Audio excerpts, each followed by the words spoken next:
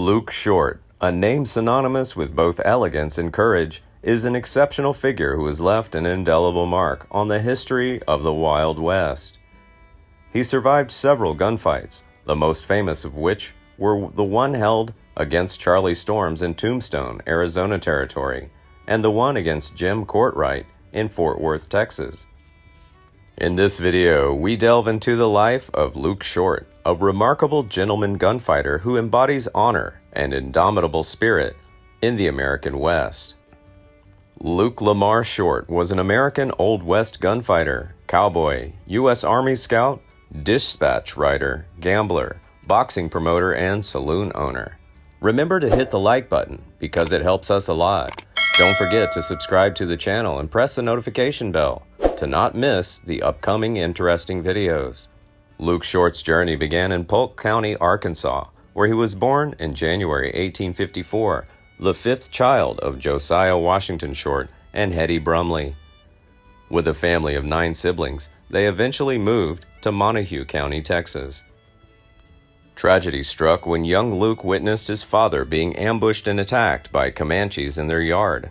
Though wounded by arrows and spears, Luke bravely supports his brother by retrieving a rifle, helping his brother and father defend their home. At the age of 13, Luke was said to be the antithesis of his school bully, often getting into fights, which led to his father's decision to move him to Fort Worth. Luke, just 15 years old, found a job as a cowboy, a profession he would keep until 1875. During this time, he took frequent trips to Kansas, where he joined the locomotives. Among the stories surrounding Luke Short, Bat Masterton records that Short killed 6 drunken Sioux Indians at various times. Although these stories have been retold by subsequent writers, no concrete evidence has been found to support these particular incidents. However, records indicate that Luke participated in more than 30 battles against the Indians while working for the government. Luke's first encounter with the Indians occurred in 1869 when he worked as a scout for General George Crook. During the Sioux Rebellion of 1876, Luke was stationed in the Black Hills. It was during one of his customary expeditions that a group of 15 Indians ambushed him, shooting at him with rifles. Showing his quick reflexes, Luke quickly drew his gun and retaliated, eliminating the 3 attackers. Despite several Indians continuing to pursue him on horseback, Luke managed to destroy 2 more enemies before reaching safety. Short moved to Leadville, Colorado in 1879, where he continued to gamble. Bat Masterton later wrote that Short fatally wounded a man during a gambling dispute in Leadville.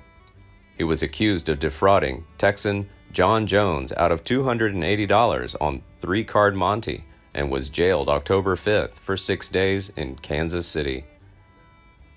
Short first met Wyatt Earp, William H. Harris, and Bat Masterton in the town of Tombstone. Harris, capitalizing on their close friendship, had no trouble persuading his partners to send Earp an invitation to join them as a faro dealer at the Oriental Saloon in Tombstone. On Friday, February 25, 1881, while on his sentry duty, Short was sitting next to the dealer during a game of faro at the Oriental. He is then embroiled in a famous gunfight, pitted against his opponent. Charlie Storms is one of the most famous gamblers in the whole West and has successfully defended himself in gunfights with Western gunmen many times. Notably, Masterton, present in Tombstone at the time, recounted the events of the conflict in a journal article written in 1907. Storms did not know Short, and like the bad man in Leadville, had sized him up as an insignificant-looking fellow whom he could slap in the face without expecting a return. Both were about to pull their pistols when I jumped in between them and grabbed Storms, at the same time requesting Luke not to shoot, a request I knew he would respect if it was possible without endangering his own life too much.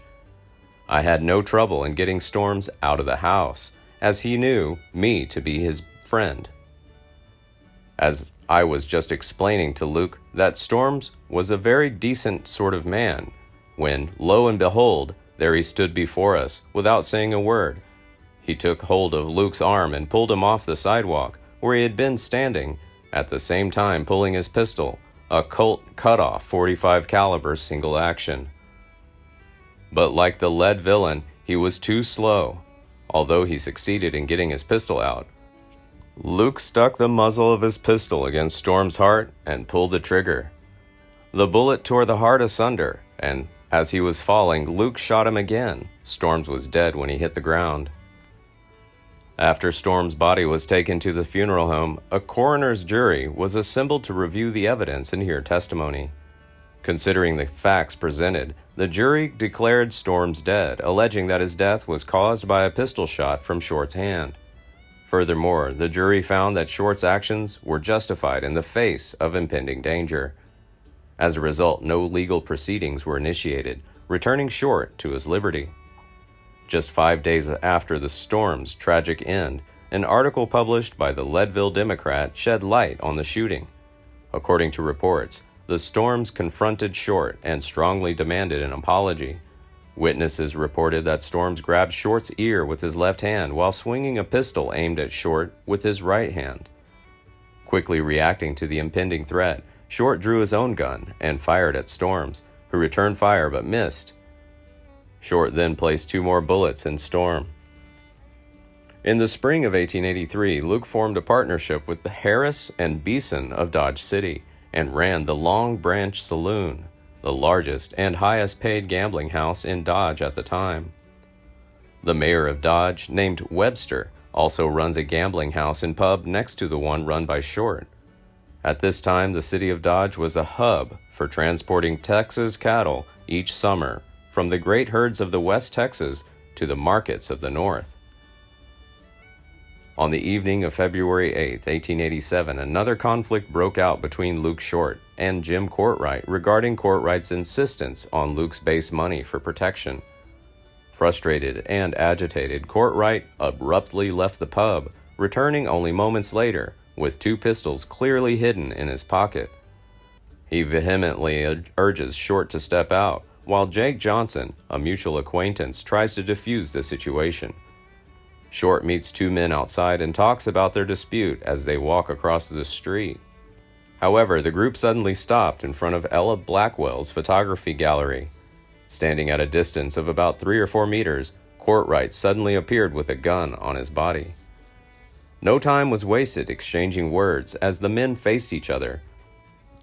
Both drew pistols at the same time, but as usual, Short fired first, and a bullet from his Colt .45 caliber pistol pierced Courtright. The shock sent him reeling backwards. Then he took another one, and when his lifeless body hit the floor, Luke successfully shot him 5 times. The gunfight became famous due to the reputations of both men. Courtright's funeral was attended by hundreds of Fort Worth residents.